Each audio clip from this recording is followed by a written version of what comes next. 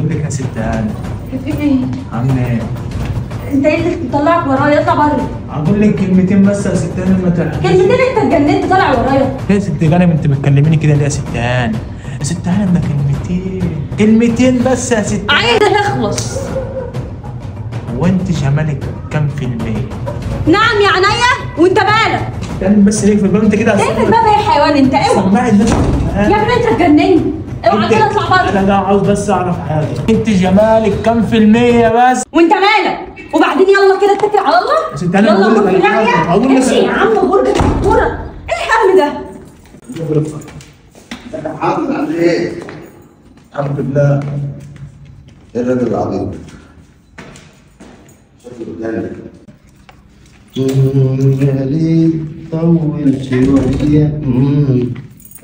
ايه يا غدير عاملة ايه؟ يا روقانك يا اخويا. ومالوش ليه؟ انت شفت الحيوان البواب ده وانت جاي؟ والله قابلته على السلم معرفش، قاعد يبص لي كده ومكشر وشكله اتهبل كده معرفش ولا فيه ايه؟ هو اتهبل فعلا. البانه لسه راجعه من عند ماما ومكملتش 5 دقايق، لقيته بيزق الباب عليا وداخل بيقول لي انا عايز اعرف جمالك كام في المية واسمعيني، ويقول لي كلام مش فاهمان. هو الراجل ده بقى عبيط ولا ايه؟ مطلع عيني اصلا عقبال ما عرفت اطرده. لا ده انا هطلع عينيه، هو ازاي يعمل كده؟ البواب ده لازم يتغير، يا اما انا مش قاعده فيها. اهو البيت لاقي هو اللي كده. بقول لك ايه، انت دلوقتي هتطلعي تفتحي له الباب وانا هستخبى انا اهو، وعايز اشوف اللي هو بيقول يعني ده. هو مش عارف ان انت هنا؟ ما انا بقول لك هو شكله عبيط كده ولا ده حتى بص الغباء. ما هو رخم.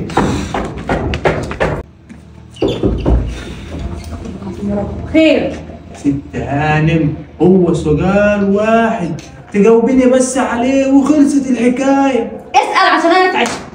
انت جمالك كام في المية؟ يعني هو ده اللي محيرك؟ هو ده اللي هتفتحي عيني لما تعرف؟ ايوه هرتاح. 100%. 100%. ما دام جوزك بقى معاه واحدة 100%، بيبص في ال5% بتوعي ليه؟ بيبص لمرتي ليه؟ نعم. في الطلعة والنازلة بيبص لمرتي. جوزي انا بيبص لمراتك انت؟ تعالي انت قولي لها بقى. تعال اهي مرتي اهي، مش دي مرتي؟ انا هكدب عليكي؟ قولي لها. هو عمل معاكي كده؟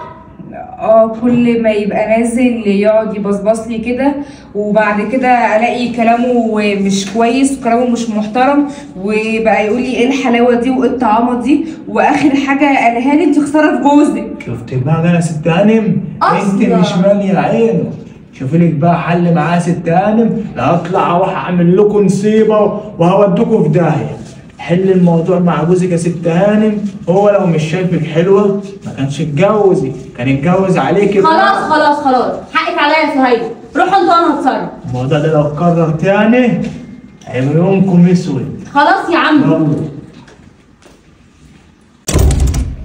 بقى انت بتاعت دلوقتي. تعالى انا هجري وراك. انا بجري ورا ابن اختي. والله كداب. هو انا هجيبك منين ولا منين؟ كداب كداب اسمعني بقول لك